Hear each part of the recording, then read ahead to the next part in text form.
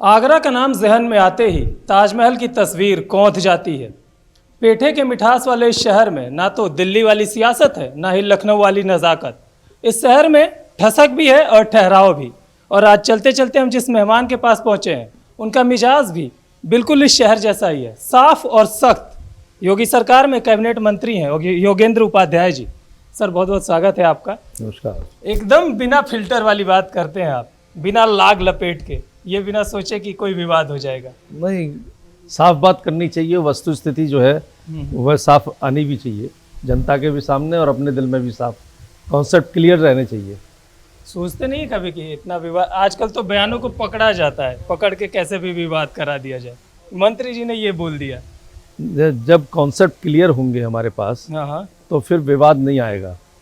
और जो concept clear होते हैं अगर अपनी विचारधारा के आधार पे होंगे तो फिर विवाद कैसा होगा। विचारधारा है तो है। अच्छा, जब आगरा से आपने चुनाव लड़ना स्टार्ट किया साल 2012 में, तब समाजवादी पार्टी की सरकार बनी थी। हालांकि आप भारी अंतर से जीते थे, लेकिन जब 2017 में चुनाव हुआ और आप 1 लाख से ज़्यादा आप वोट पाए, जो हार जीत का अंतर था वो भी 50,000 के करीब था। इतना बड़ा मिरेकल आपने कैसे किया?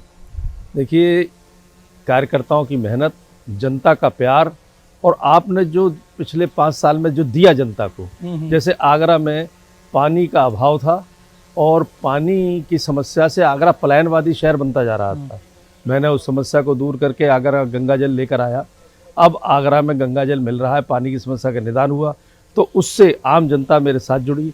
और जो 25,000 वोटों से लगभग 24,000 से करीब मैं जीता था, उसको एकदम 50,000 तक पहुंचा दिया जनता ने। ये जनता का प्यार है और अपने कार्यकर्ताओं की मेहनत है।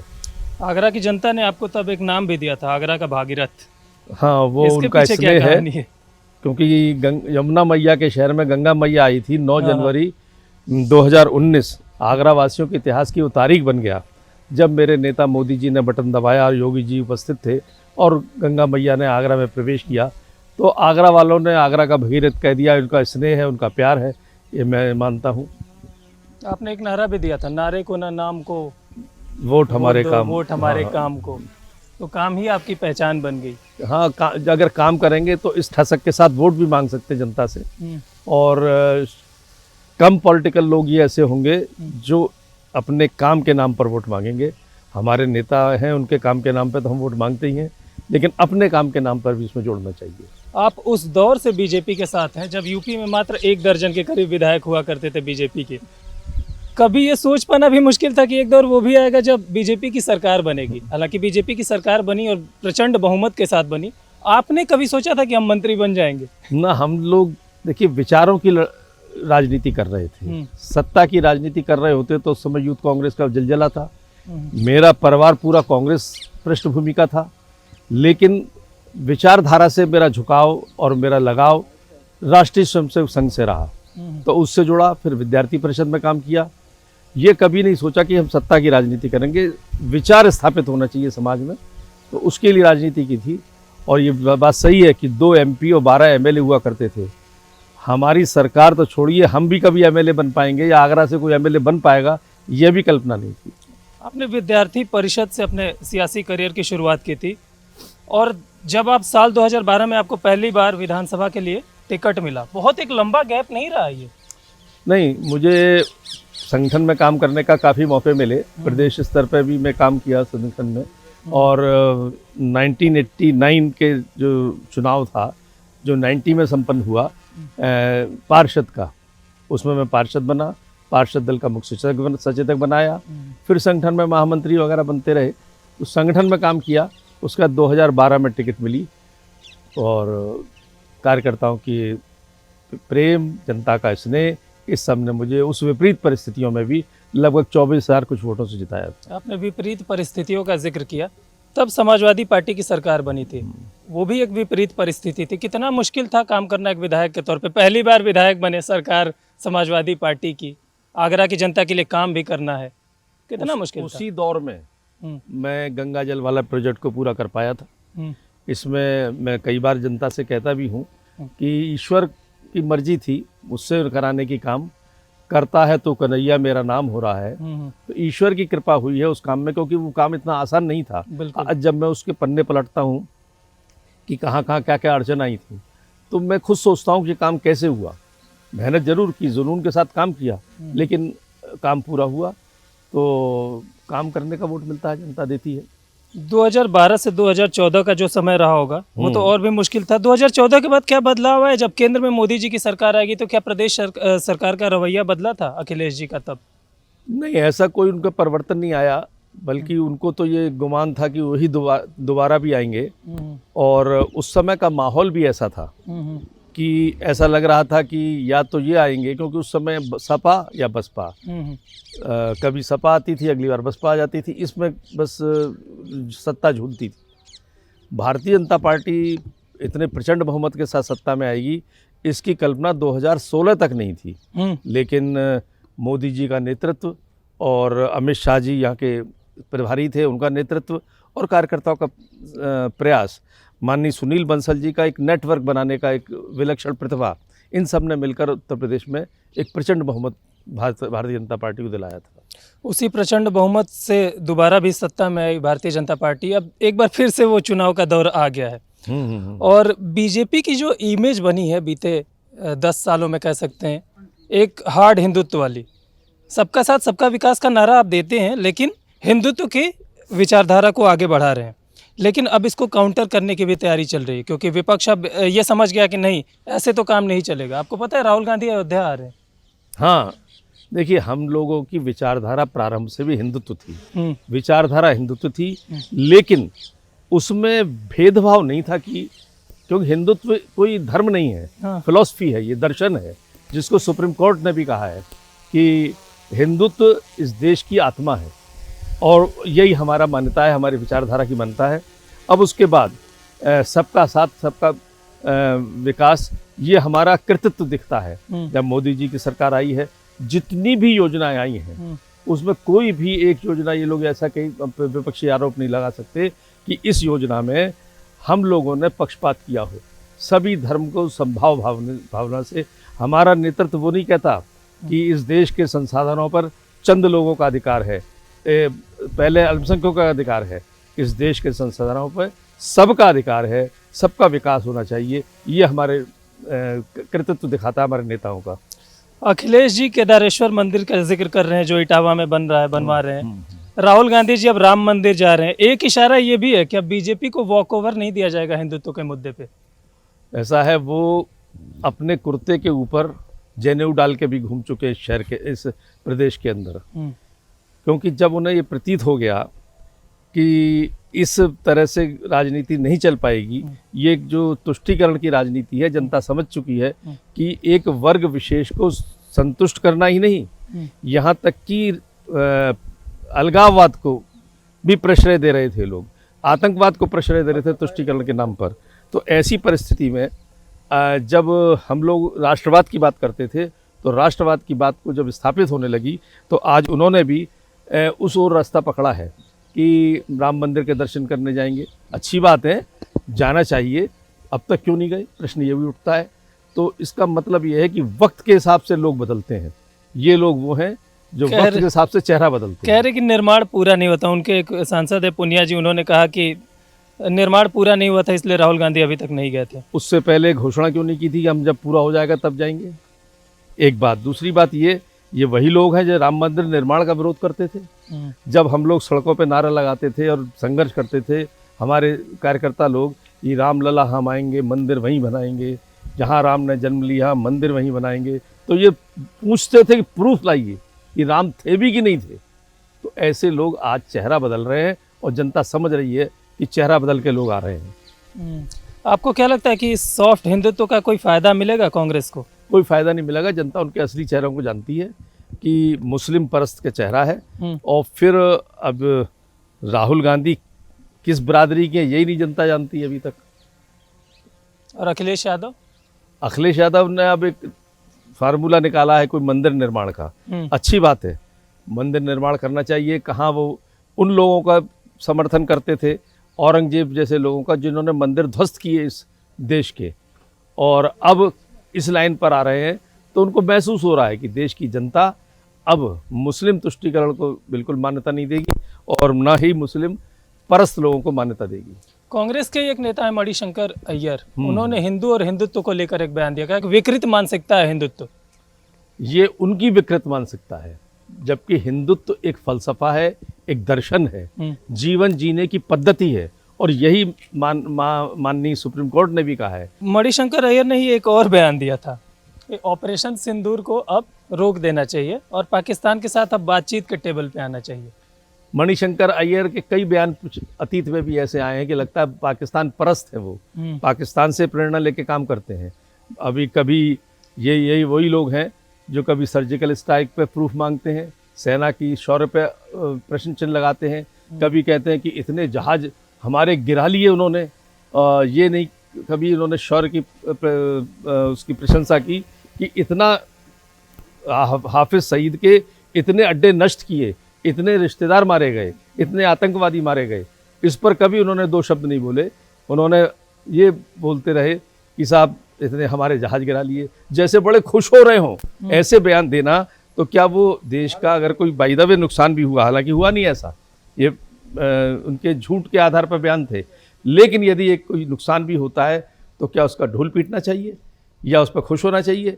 ये वो अराष्ट्रीय तत्व हैं, अराष्ट्रीय विचारधारा के लोग हैं जो कभी इस देश को तरक्की देख नहीं सकते, विदेशों में जाते हैं, भारत की बुराई करते हैं। ऐसे लोगों को जनता बर्दाश्त नहीं करेगी। अगले साल 2027 में यूपी में विधानसभा के चुनाव होने हैं, उससे पहले 3 सीटों पर उपचुनाव भी होने हैं। उसमें एक हॉट सीट भी है, घोसी, मऊ की घोसी विधानसभा सीट है। वहाँ पे कांग्रेस ने अब ऐलान कर दिया कि हम सपा का समर्थन करेंगे और इस बार मिलकर बीजेपी को हराएंगे।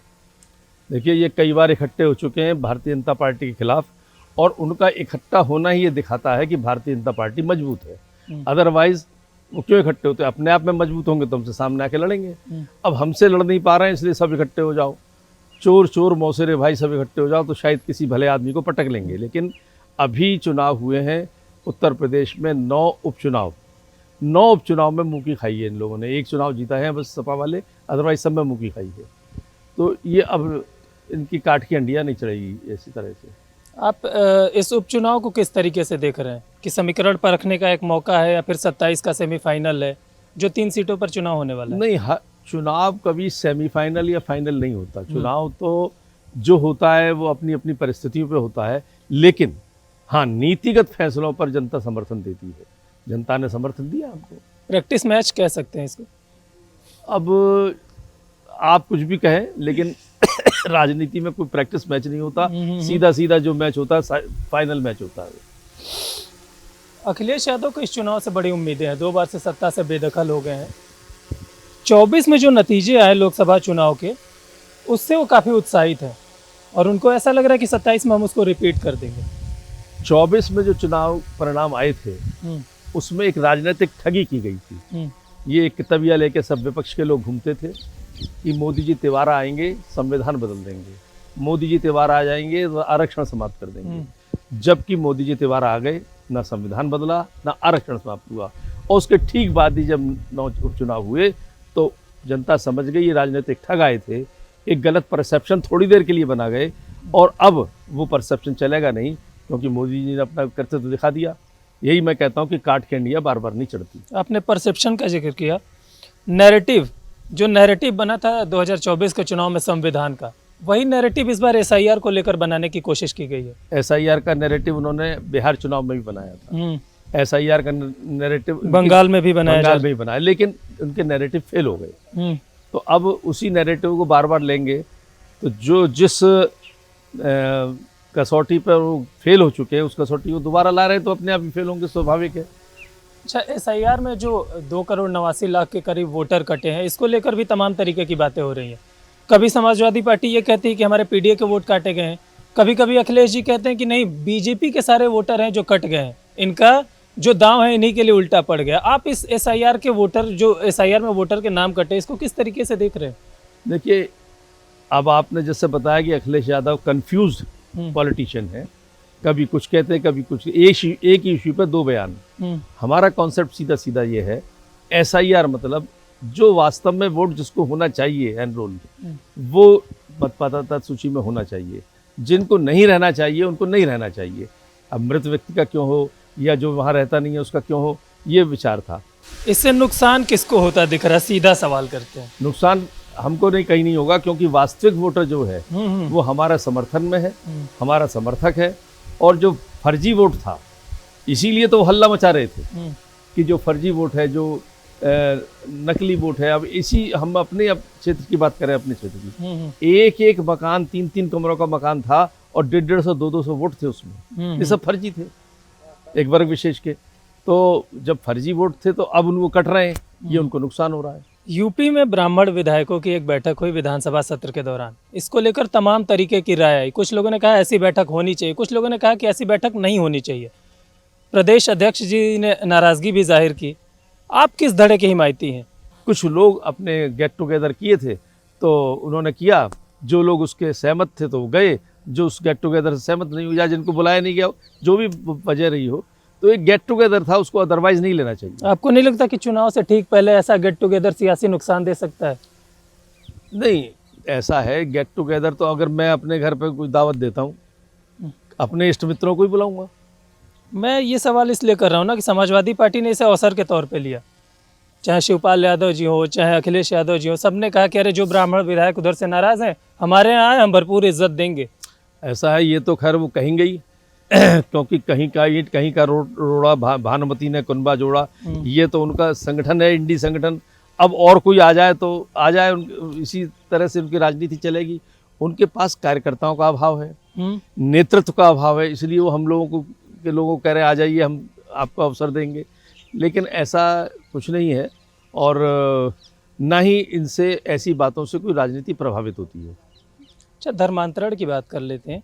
धर्मांतरण को लेकर यूपी में सख्त कानून बनाया गया, लेकिन लगातार मामले नए नए सामने आ रहे। पहले यूपी की राजधानी लखनऊ में ही आ गया, KGMU में, कानपुर में, कन्नौज में। इतना सख्त कानून बनाने के बाद भी लगातार धर्मांतरण के नए नए मामले आ रहे। कितनी बड़ी चुनौती है ये प्रदेश सरकार के लिए? धर्मांतरण वही उन्हीं पिछली सरकारों के लगातार तुष्टीकरण की और उनकी इस ओर उपेक्षा की, जो देश को चुनौती मिल रही थी, इस ओर उपेक्षा थी सिर्फ वोटों की खातिर, उनका परिणाम है। उसकी जड़ें गहरी हुई। आगरा में भी एक रहमान ग्रुप पकड़ा गया पूरा इसी तरीके का, जिसमें 2 लड़कियां को धर्मांतरण कराकर वो पूरा वहाँ तक का उनका ISIS तक का उनका संबंध निकला। हमारे यहाँ के CP दीपक कुमार जी ने उसको बड़ा अच्छे ढंग से हैंडल करके पूरे को पर्दाफाश किया। वो जड़ें गहरी पुरानी सरकारों के मुस्लिम तुष्टीकरण, मुस्लिम परस्ती के कारण है। अब कानून भी बन रहा है, कड़ी कार्रवाई भी हो रही है, 0 टॉलरेंस। अब धर्मांतरण कराने वाले बर्दाश्त नहीं किए जाएंगे। लखनऊ में आपने अभी गिरोह की बात की, तो लखनऊ में जो KGMU में धर्मांतरण का मामला आया, उसका भी ISIS से कनेक्शन बताया जा रहा है, आतंकी कनेक्शन बताया जा रहा है, जो दिल्ली में ब्लास्ट हुआ। अब वो जांच STF को सौंप दी गई है। धर्मांतरण एक बहुत बड़ा मुद्दा बनता जा रहा है, क्योंकि ये सिर्फ धर्मांतरण तक सीमित नहीं है। धर्मांतरण और आतंकवाद ये एक दूसरे के सहोदर हैं।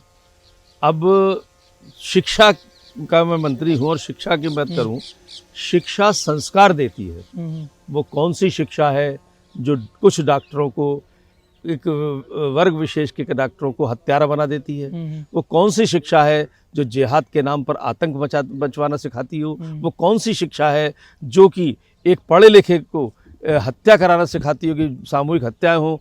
ये उसी आतंकवाद के थीम का परिणाम है। तो इसको एक सिक्के के 2 पहलू हैं, धर्मांतरण, और धर्मांतरण करके वो अपने मकसद को जल्दी हासिल कर सकते हैं, ऐसा उनका सोच है। मुंबई में हाल ही में BMC चुनाव को लेकर वोटिंग हुई। उससे पहले जब चुनाव प्रचार हो रहे थे, तो मनसे के जो लीडर हैं राज ठाकरे जी, उन्होंने काफ़ी विवादित बयान दिया यूपी बिहार के लोगों को लेके, उत्तर भारत को लेके, दक्षिण भारत के लोगों को लेके, भाषा के नाम पर बांटने की कोशिश की। इस तरीके के जब बयान आते हैं तो विरोध इतना मुखर क्यों नहीं होता उत्तर भारत की तरफ से? देखिए, मैंने फिर कहा कि हम लोग राष्ट्रवादी राजनीति करते हैं, और राष्ट्रवाद की राजनीति में यदि हम इन छोटी छोटी बातों को विरोध करें या समर्थन करें, तो कहीं ना कहीं हमारा बड़ा उद्देश्य प्रभावित होगा। तो ऐसे समय ये इन लोगों की छोटी राजनीति का हम विरोध करें या ये करें, उस चक्कर में फंस जाएंगे, और उन्हीं के जाल में फंसकर उनकी सी भाषा बोलना ये कहीं उचित नहीं है। हम अपने राष्ट्रवाद की, अपने हिंदुत्व की लकीर इतनी बड़ी खींचेंगे कि भाषावाद, क्षेत्रवाद, ये सब बौने हो जाएंगे। अच्छा ठीक है, भाषा को लेकर जो साउथ में भी काफ़ी विवाद हो जाता है, महाराष्ट्र में भी हो जाता है, इसको आप किस तरीके से देख रहे हैं और इस पर क्या मैसेज देना चाहेंगे लोगों को? देखिए, हमारे प्रधानमंत्री जी ने अभी तमिल संगमम के एक वो कार्यक्रम कराया, काशी तमिल में। संगमम। हाँ, काशी में कराया, ऐसे ही तमिलनाडु में रामेश्वरम में कराया। तो ये राष्ट्रीय एकता एकात्मता का प्रतीक है। तो हम बड़े उद्देश्य के लिए लड़ते हैं। ये वो राजनीति वो लोग करते हैं शॉर्टकट, जिनका कोई ना तो सामाजिक कार्य है, ना कृतित्व है, ना ही उनका व्यक्तित्व है, और ना ही उनका ऐसा कोई कार्य है जिसके नाम पर वोट मांग सके। तो वो शॉर्टकट राजनीति करते हैं। अब मुझे ही मान लीजिए आप मध्य प्रदेश में कहीं चुनाव लड़ा दें, तो मैं वहाँ जाके क्या करूँगा? मैं ये नारा नहीं दे सकता कि नारे को ना नाम को वोट हमारे काम को। वहाँ तो फिर यही सोचूंगा कि मोहल्लावाद और जातिवाद उछाल दूँ। तो जिन लोगों का काम नहीं है क्षेत्र में या कोई विचारधारा नहीं है, वो ऐसे छोटी राजनीति कर सस्ती लोकप्रियता हासिल करना चाहते हैं। आपने काशी तमिल संगमम की बात की, वहाँ पे काशी के स्टूडेंट्स को तमिल सिखाया जा रहा है, तमिलनाडु में इसी कार्यक्रम के तहत वहाँ के लोगों को हिंदी सिखाई जा रही है। सारी चीज़ें प्यार से भी तो हो सकती हैं, भाषा विवाद का विषय ही नहीं होना चाहिए। ये तो हम लोगों की थीम ही है कि भाषा विवाद का कोई विषय नहीं होना चाहिए। हर आदमी को एक ना एक राष्ट्रीय भाषा सीखनी चाहिए, और हर भाषा जो एक बार परम पूज्य गुरु जी से पूछा किसी ने कि साहब, पंजाब के लोगों ने, कि हम कौन सी भाषा एनरोल कराएं, हिंदी या पंजाबी? बोले घर में कौन सी भाषा बोली जाती है? बोले हमारे घर पंजाबी बोले। बोले पंजाबी लिखवाइए। बोले जो संपर्क की भाषा हिंदी हो सकती है पूरे देश की, लेकिन आपकी मातृभाषा क्या है वो करिए। आप उच्च शिक्षा मंत्री हैं, आपके विभाग की बात कर लेते हैं। आप हमेशा जिक्र करते हैं कि 2017 से पहले शिक्षा की बहुत बदहाली थी। जब योगी जी आए तो उस दिशा में काम किया गया, लेकिन जब दूसरा टर्म आया तो हमने विश्वविद्यालयों को उच्च शिक्षा के साथ साथ टेक्नोलॉजी से भी जोड़ने का काम किया। तो इसमें आपका क्या योगदान रहा? आपने कैसे इसको हासिल किया? देखिए, जितनी भी यूनिवर्सिटीज़ थी, इस ओर ये ध्यान दिया गया कि कैसे शिक्षा को उच्चीकरण किया जाए। तो उच्चीकरण जब हुआ, जब उसके मानक में बढ़ा होगा। मानव कैसे बढ़ेंगे? तो जो एक वर्ल्ड क्लास कॉम्पिटिशन्स हैं या रैंकिंग है, उसमें पार्टिसिपेट करना। जब उसमें पार्टिसिपेट करेंगे तो उस रेस में दौड़ेंगे और उतना सुधार करेंगे या उतना विकास करेंगे। और वो विकास हुआ। जिस उत्तर प्रदेश में एक भी विश्वविद्यालय नेक ग्रेडिंग में ए ग्रेडिंग का भी नहीं था, आज 6 विश्वविद्यालय A++, 2 विश्वविद्यालय A+, और 2 विश्वविद्यालय ए ग्रेडिंग। बी के तो मैं गिनता ही नहीं हूँ, ये ग्रेड के बने। QS वर्ल्ड रैंकिंग 2022 के बाद, 2022 के बाद QS वर्ल्ड रैंकिंग, 3 हमारे सरकारी विश्वविद्यालय QS वर्ल्ड रैंकिंग में आ गए। और इस ग्रेडिंग का परिणाम ये है कि मैं लखनऊ विश्वविद्यालय का उदाहरण दूं, जिस लखनऊ विश्वविद्यालय में पहले मात्र 70-80 छात्र थे विदेशी, आज लगभग 800 से ऊपर छात्र विदेशी पढ़ने आ रहे हैं।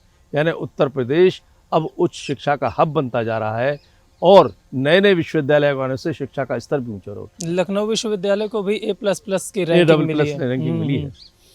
फिर से यूपी में 2 परीक्षाएं बड़ी होनी है, होमगार्ड की और यूपी कांस्टेबल की। इस बार कितनी तैयारी है कि नहीं इस बार पेपर लीक नहीं होने देंगे? देखिए, 2022 से लेके आज तक हायर एजुकेशन में, माध्यमिक में और बेसिक में एक भी पेपर लीक नहीं हुआ। कॉम्पिटिटिव एग्जाम की जहाँ तक बात कर रहे हैं, तो ये अभी जो घटना आई है, तो इसमें जितनी कड़ा एक्शन लिया गया सरकार के द्वारा, योगी जी इसमें 0 टॉलरेंस उनकी नीति है, और वो उन्होंने उस काम को किया।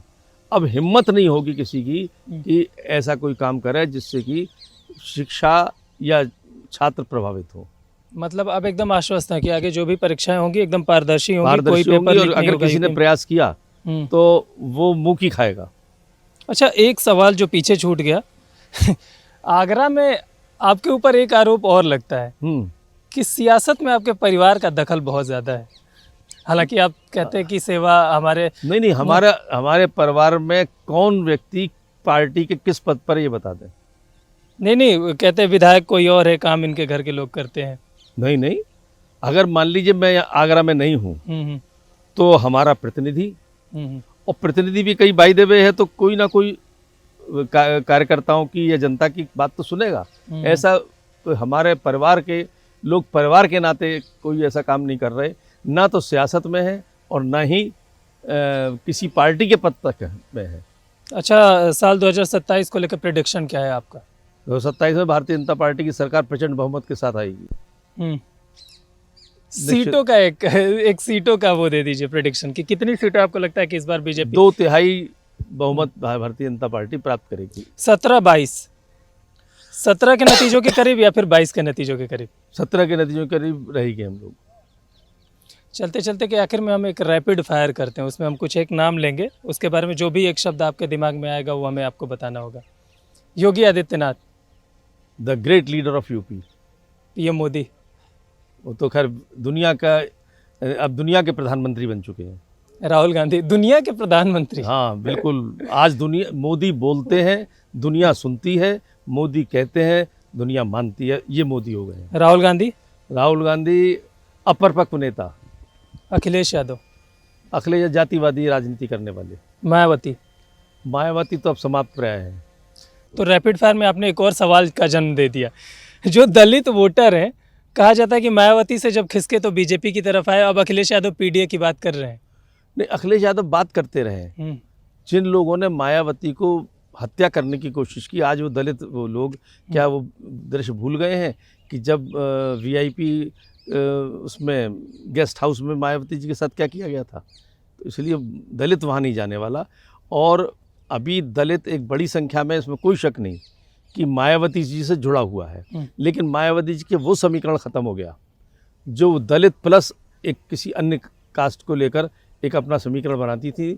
वो समीकरण समाप्त हो चुका है और दलित भी अब उनके साथ इतना नहीं रहा जितना भारतीय जनता पार्टी के साथ। अखिलेश यादव के पीडीए के बारे में आप क्या कहेंगे? वो एक फिर असफल प्रयास कर रहे हैं अपनी दुकान दोबारा चलाने के लिए। पहले एमओआई की बात करते थे, अब पीडीए की बात कर रहे हैं, कह रहे कि पीडीए ही काट है। पहले उन्होंने मायावती जी से समझौता किया चुनाव लड़ने के लिए, नहीं चला तो फिर 2 छोरे साथ साथ, वो भी नहीं चला, तो अब इस तरीके से फार्मूले अपना रहे हैं। 2 छोरे साथ साथ 2 लड़कों की जोड़ी फिर से रिपीट होने वाली है। हाँ, तो इशारा दे दिया, अजय राय ने बोला कि हम घोसी में समर्थन करेंगे। तो घोसी में समर्थन यानी साल 2027 में भी कहीं ना कहीं साझेदारी दिखने वाली है 2 लड़कों की जोड़ी। हो जाए, पिछली बार असर दिखा चुकी है कि कितने मुंह की खाई उन्होंने। नतीजे वही रहेंगे। नतीजे वही रहेंगे। जनता जान रही है कि इनके पास ना नीति है, ना कार्यक्रम है, ना कृतित्व है, ना व्यक्तित्व है। बहुत बहुत धन्यवाद मंत्री जी हमसे बात करने के लिए। तो चलते चलते के इस एपिसोड में आज के लिए इतना ही। चलते चलते के अगले एपिसोड में फिर किसी शख्सियत के साथ मुलाकात होगी। तब तक देखते रहिए DD UP।